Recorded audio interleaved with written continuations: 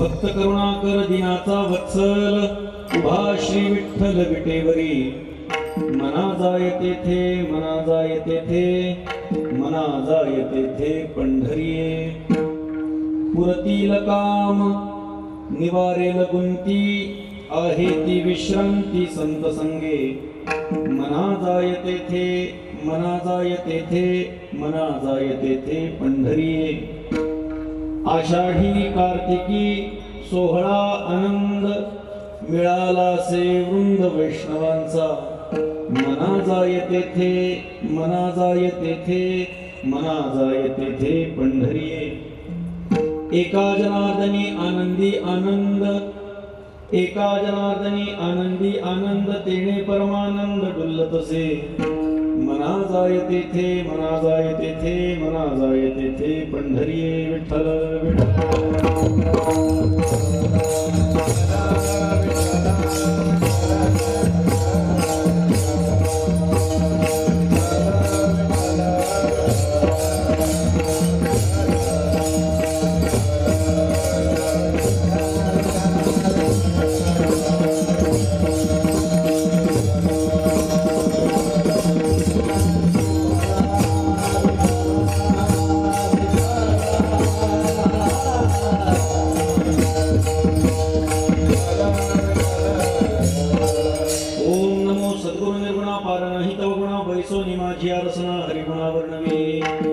हरिगुण विशाल पावन वदवे तू कृपा पूर्ण मी मूढमती दीन म्हणून की व भाती कसे तुमचा प्रसाद जाहरिया पूर्ण हरिगुणवर्णी नमी जाण एका वंदितसे चरण सद्गुरूंचे आदरे शरण शरण एक नाथा माई माता ठेविरा माई माता ठेविरा माई माता ठेविरा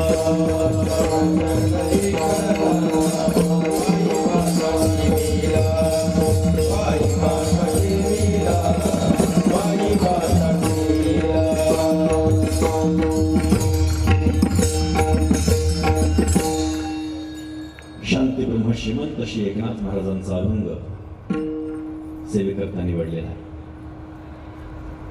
आपल्या लाडसवंगी गावामध्ये गेल्या 49 वर्षांपासून जो उत्सव चालू होता त्याचं या वर्षी महोत्सवामध्ये रूपांतर झालेलं आहे. विठ्ठल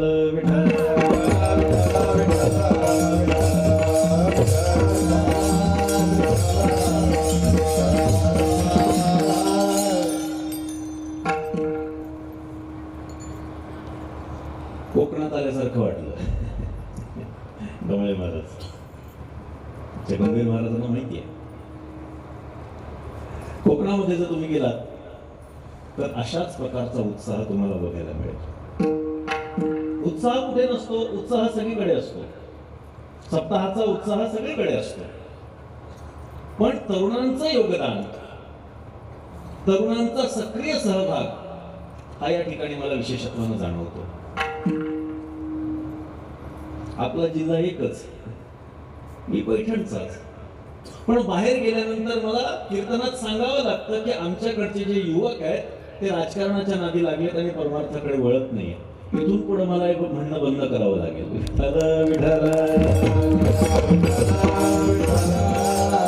राजकारण म्हणजे अविश्वासाचं क्षेत्र आहे आणि परमार्थ म्हणजे विश्वासाचं क्षेत्र आहे. अविश्वासाकडून विश्वासाकडे ही वाटचाल. संतांच्या मागे जाण्यानं जो फायदा होणार आहे तो कोणत्याही राजकीय व्यक्तीच्या मागे जाण्यानं होणार नाही. लक्षात ठेवा,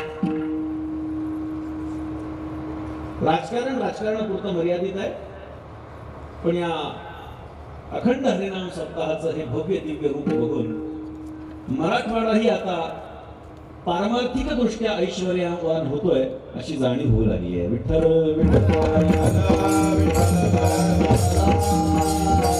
इथे संतांचं सदनच उभं केलं एक प्रकारे. आयोजक मंडळींची उत्सुकता एकेका छोट्या छोट्या गोष्टीवरून कळत असते. आम्ही रोज एकेका ठिकाणी जात असतो, कधी कधी दोन दिवस एका दिवसात दोनही कार्यक्रम किती आणखी होतात, पण तिथे गेल्या गेल्या जी प्रचिती येत असते की यांचा उत्साह किती आहे तो याच्यावरून दिसतोय. नुसती भव्यता हे उत्साहाचं स्वरूप असू शकत नाही. भव्यता आहे म्हणजे उत्साह आहे असं नाही, पण यातली छोटी छोटी गोष्ट म्हणजे अगदी व्यासपीठापासून संतांचे कटआउट्स असतील, झेंडे असतील, स्वागत असेल, पत्रिका असेल, आसन व्यवस्था असेल आणि गंभीर महाराजांसारखे आणि परमेश्वर महाराजांसारखे साथीदार असतील. विठ्ठल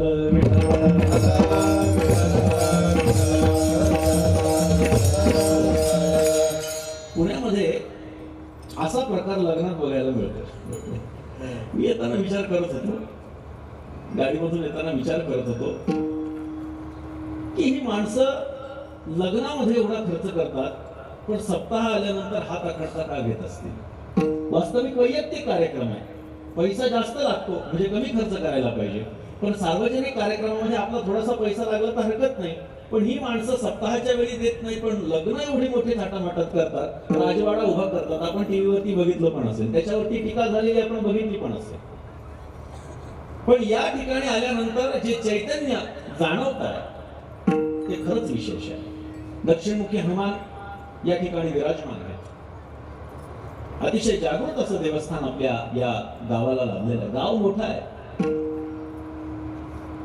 आपला उत्साहही त्याही पेक्षा मोठा आहे हे जाणवत आहे. तरुण तरुणी आज वारकरी संप्रदायाकडे वळताना दिसत नाहीये, ही दुर्दैवाची गोष्ट आहे.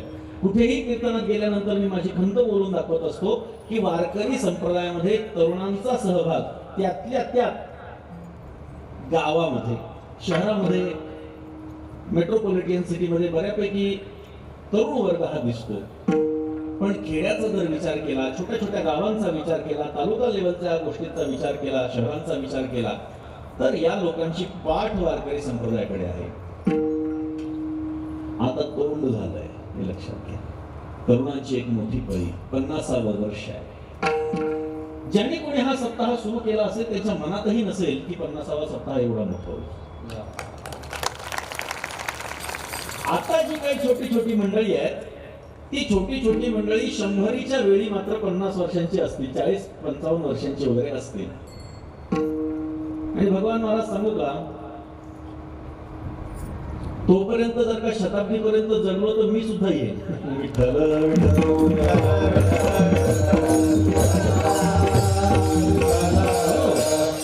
ही संस्थेतली छोटी छोटी मुलं असतील महाराजांच्या, किंवा इथे श्रोत्यांमध्ये बसलेली मंडळी असतील, खरोखर एक उत्साहाचं वातावरण आहे. आणि हा उत्साह मात्र असाच चालू ठेवणं गरजेचं आहे.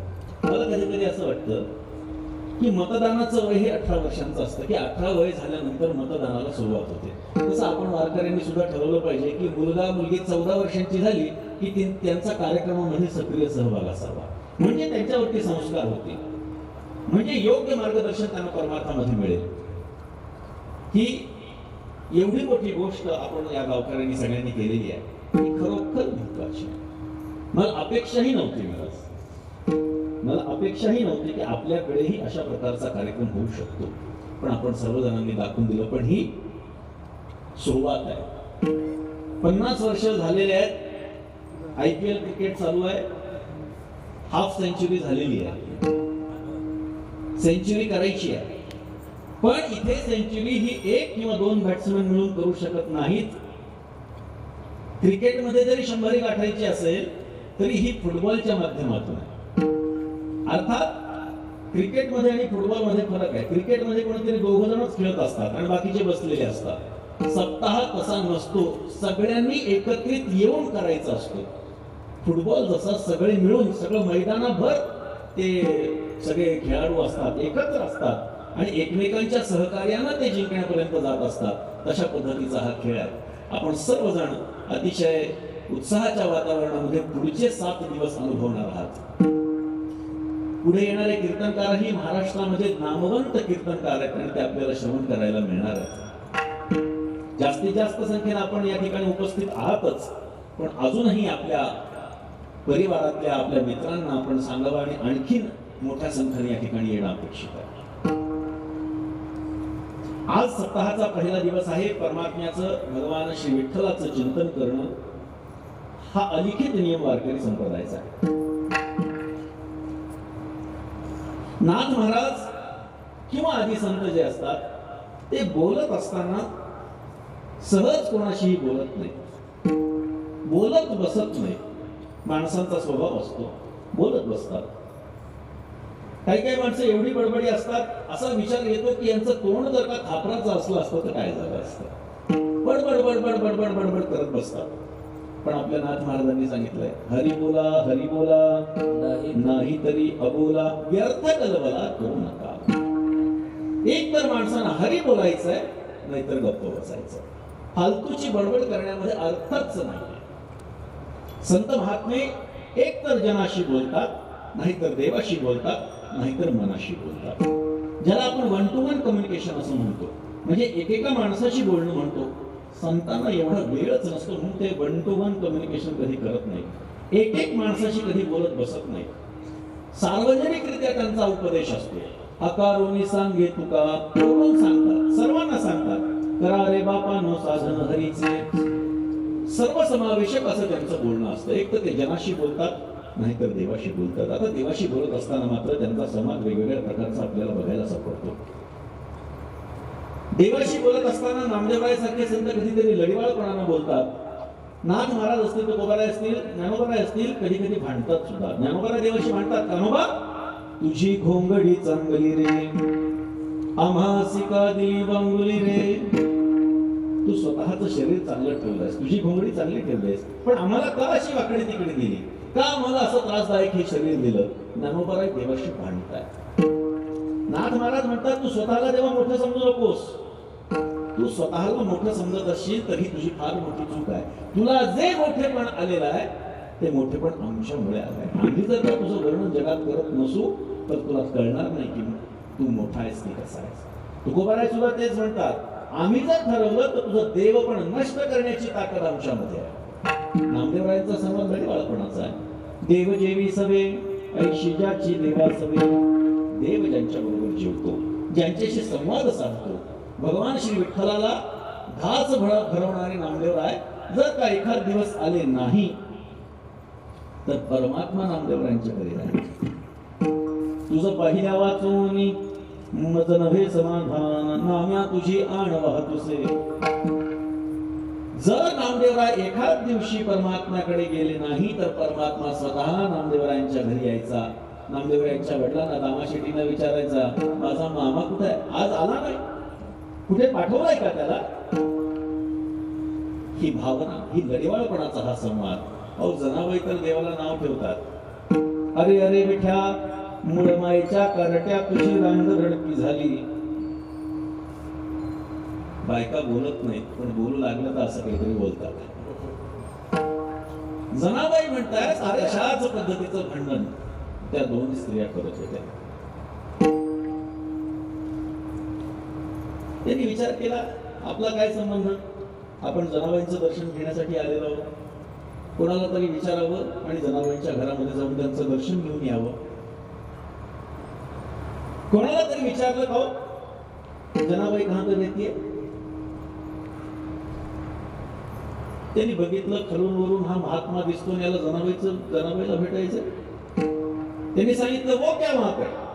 त्या दोन बायका भांडण करतायत, त्यातली एक जनाबाई आहे. त्यांनी डोक्याला हात लावला, जिचं दर्शन घेण्यासाठी मी वाराणसीहून इथे आलो, काशीहून इथे आलो, ती बाई भांडण करते. आणि भांडणाचा विषय काय तर शेणाच्या गोवऱ्या. शेणाच्या गोवऱ्या हा भांडणाचा विषय. आश्चर्य वाटलं, जिचं दर्शन घेण्यासाठी काशीहून इथे आलोय ती स्त्री कशासाठी भांडते, शेणाच्या गोवऱ्यांसाठी. वापस फिरले म्हणजे कशासाठी आपण इथे आलो, वापस फिरलो. जनाबाईंनी बघितलं हे वापस फिरलं. त्याने सांगितलं ओ महात्मा थांबा जरा, महाराज थांबा, या आता तुम्ही आलाच आहात तिथे तर जरा भांडण सोडवा. गर्दी जमलेली होती पण गर्दीचं काम काय असतं, फक्त बघत बसलं. त्या काळामध्ये जर का गर्दी असली असती तर ती व्हिडिओ शूटिंग करत बसली असती. आज प्रत्येकाकडे स्मार्टफोन झाले, प्रत्येक जणाला दाखवायचं असतं की माझ्याकडे आहे. गर्दी जमा झाली. त्यांनी सांगितलं तुमची कोणाहीकडून करून घ्या, माझा काय संबंध आहे याच्याशी. त्यांनी सांगितलं तुम्ही महात्मा दिसताय, तुम्ही सत्पुरुष दिसताय, तुम्ही योग्य नाही आम्हाला जन्म, बोला काय आहे. त्यांनी सांगितलं ह्या गोवऱ्या माझ्या आहेत. दुसरी स्त्री म्हटली ह्या गोवऱ्या माझ्या आहेत. दोघांमध्ये वाद सुरू झाला. त्यांनी सांगितलं तुम्हाला सिद्ध करून दाखवावं लागेल की ही गोवरी तुमची कशावरून आहे. त्या दुसऱ्या स्त्रीला विचारलं ही तुझी गोवरी कशामुळे आहे.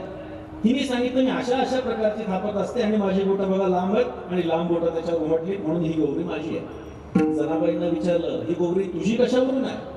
तेव्हा जनाबाईंनी सांगितलं गोवरी उचलायची, कानाला लावायची, ज्या गोवरीतून विठ्ठल विठ्ठल नाम ऐकू येईल ती गोवरी माझी. विठ्ठल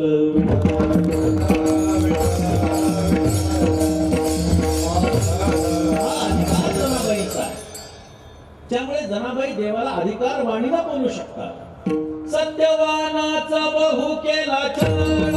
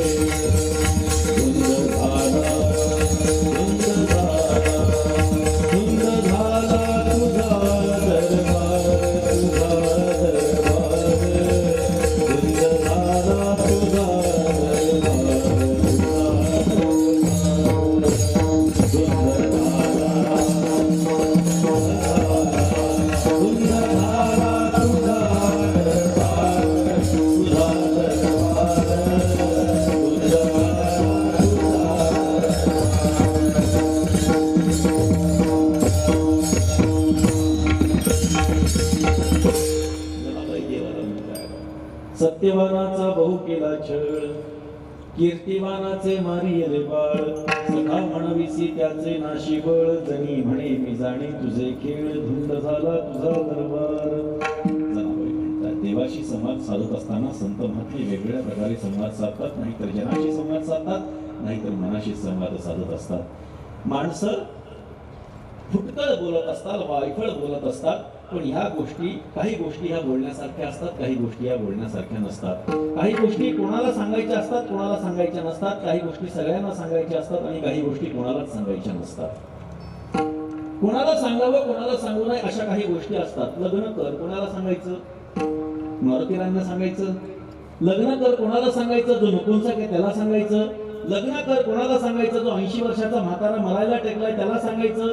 लग्न कर जो 2-3 वर्षांचं मूल आहे त्याला सांगायचं नाही. योग्य व्यक्तीला योग्य गोष्ट सांगणं अपेक्षित आहे. काही गोष्टी कोणाला सांगायच्या असतात, कोणाला सांगायच्या नसतात. काही गोष्टी कोणालाच सांगायच्या नसतात. चोरी कर, डाका डाल, खोटं बोल सांगायची गरज नाही, कारण न सांगता बरेच करतात. न सांगता सुद्धा लोक खोटं बोलतातच. काही गोष्टी ह्या कोणालाच सांगायच्या नसतात आणि सगळ्यांना सांगण्यासारखा परमार्थ आहे. म्हणून संत महात्मा हे परमार्थामध्ये अग्रेसर असतात. सतत ते लोकांना सांगत असतात परमार्थाचं, परमात्म्याचं महात्म्य सांगत असतात. कधी कोणाला जर का मनामध्ये अशी शंका उत्पन्न झाली की मी काय करावं, तर त्यांनी सहज संत वाङ्मय उघडून बघावं. संतांनी एक लक्षात ठेवा, माझं एक वाक्य लक्षात ठेवा. आयुष्यात जेव्हा तुम्ही फार कठीण परिस्थितीतून जात असाल तर संतांचं वाङ्मय उघडा, वाचा. काही क्षणातच तुम्हाला लक्षात येईल की तुमच्या प्रश्नाचं उत्तर संतांनी देऊन ठेवलंय.